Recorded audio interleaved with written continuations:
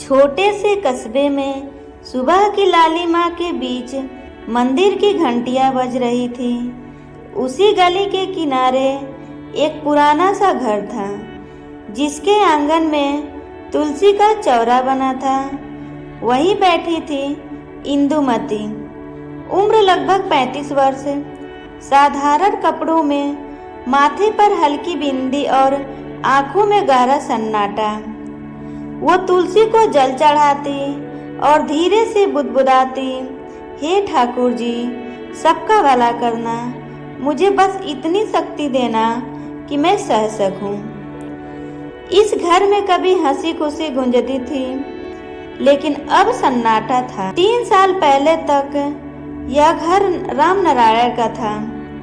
उनकी पत्नी ललिता बहुत नेक और सीधी औरत थी, लेकिन किस्मत को शायद यह मंजूर नहीं था।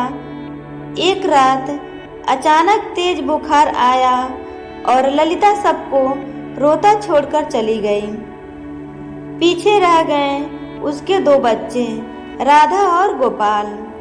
ललिता की मौत के बाद राम नारायण बिखर गए। बच्चों की परवरिश और घर के कामों में सब उलझ गया। मोहल्लों वालों की सलाह पर कुछ महीनों बाद उन्होंने दूसरी शादी कर ली। और यही वही दिन था जब इंदुमती इस घर में आई, एक नई दुल्हन, पर मां बनने की जिम्मेदारी के साथ। इंदुमती की मां भी बचपन में ही गुजर गई थी। उसने कभी मां का प्यार नहीं पाया था। इसलिए जब राम नारायण से शादी की प्रस्ताव रखा, उसने सोचा शायद भगवान ने उसे किसी के बच्चों की मां बनने का अवसर दिया। पर उसने सोचा नहीं था कि सौतेली मां का ताना उसे हर दिन चुभेगा। शादी के दूसरे दिन सुबह जब इंदुमती ने बच्चों के लिए नाश्ता बनाया, राधा ने प्लेट फेंक दी। मुझे तेरे हाथ का कुछ नहीं खाना, तू मेरी माँ नहीं है। गोपाल चुपचाप बैठा था, पर उसकी आंखों में भी डर था। इंदुमती के हाथ कांप गए, आंसू आंखों से गिर पड़े। उसने बस इतना कहा, ठीक है बेटा, जब मन करे तभी खा लेना। उसी रात राम नारायण बोले, इंदु, बच्चों को समझने में वक्त लगेगा, तू बस धैर्य रख। इंदुमती मुस्कुराई, पर भीतर से टूटी हुई थी। दिन बीतते गए। वो बच्चे के लिए कपड़े सिलती, खाना बनाती, स्कूल छोड़ने जाती और बीमार पड़ने पर रात भर उनकी सेवा करती। पर हर बार उसे सुनना पड़ता था, मत छुओ मुझे, तू मेरी माँ असली नहीं है। कभी कभी मोहल्ले की औरतें भी कहती, अरे सौतेली माँ है, कुछ तो दिखावा करेगी ही। इंदुमती बस चुप रहती। वो सोचती, क्या सौतेली होने का मतलब बुरा होना है? क्या मेरे प्यार की कोई कीमत नहीं? एक दिन गोपाल को तेज बुखार हो गया। राम नारायण दफ्तर में थे। डॉक्टर बुलाने तक हालत बिगड़ गई। इंदुमती ने बिना सोचे समझे बच्चों को गोद में उठाया और बारिश में ही उसे अस्पताल ले गई। गोपाल बेहोश था। उसका सिर इंदुमती की गोद में पड़ा। बारिश में उसका आंचल पूरी तरह भीग गया था, पर उसने ध्यान नहीं दिया। डॉक्टर ने कहा, आप समय पर ले आई, वरना जान जा सकती थी। जब गोपाल को होश आया, उसने देखा कि इंदुमती उसके पास बैठी है। उसकी आंखों में चिंता थी, ममता थी। पहली बार गोपाल ने धीमे से कहा, माँ। इंदुमती के लिए यह शब्द किसी वरदान से कम नहीं था। उसने बच्चे का माथा चूमा और आंसू रोक न पाई। पर राधा अब भी नहीं पिघली। वो हर वक्त अपनी असली माँ की तस्वीर की बातें करती। माँ, मैं किसी को तुम्हारी जगह नहीं लेने दूंगी। इंदुमती रोज मंदिर जाती और भगवान से प्रार्थना करती, हे प्रभु, बस राधा के दिल से नफरत निकाल दो। वो राधा के स्कूल प्रोजेक्ट में मदद करती, उसके बाल बनाती, पर राधा का दिल नहीं पिघलता। एक दिन मोहल्ले में किसी ने ताना मारा, राम नारायण की नई बीवी तो बच्चों के वश में कर रही है अपनी जायदाद के लिए। इंदुमती ने सुना और मुस्कुरा दी, पर रात को जब अकेली थी तब आंसू बह निकले। वो बोली, मैं तो बस माँ बनना चाहती थी, हक नहीं प्यार चाहती।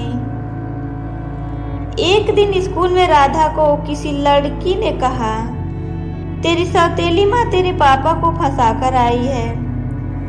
राधा गुस्से में घर लौटी और आते ही बोली, तूने हमारे पापा को मुझसे छीन लिया, माँ की जगह ले ली। उसने इंदुमती को धक्का दे दिया।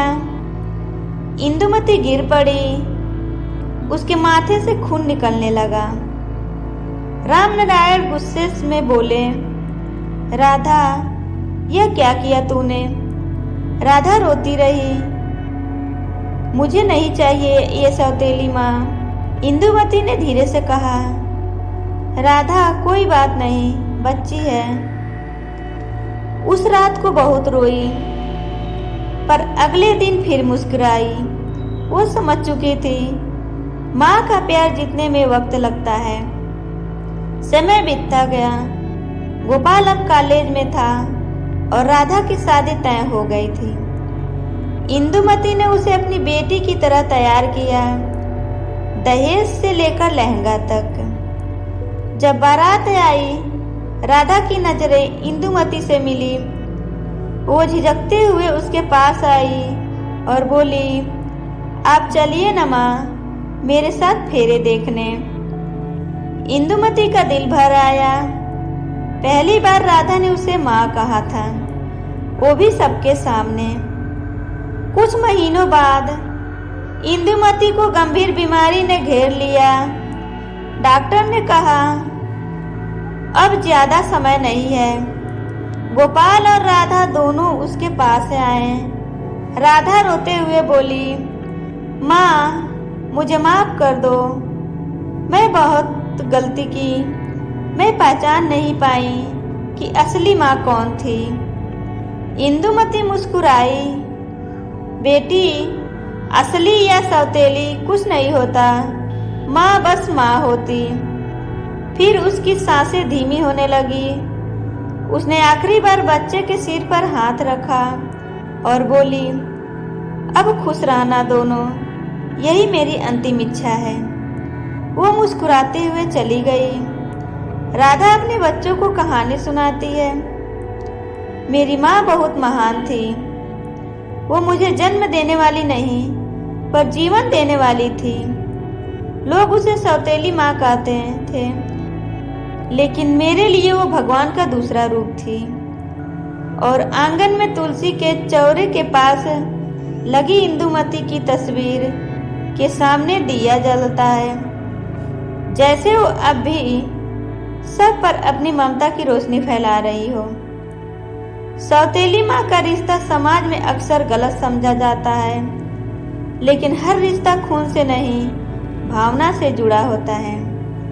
इंदुमती ने साबित कर दिया कि ममता किसी जन्म या पहचान की मोहताज नहीं होती, वो बस दिल की गहराई से बहती है।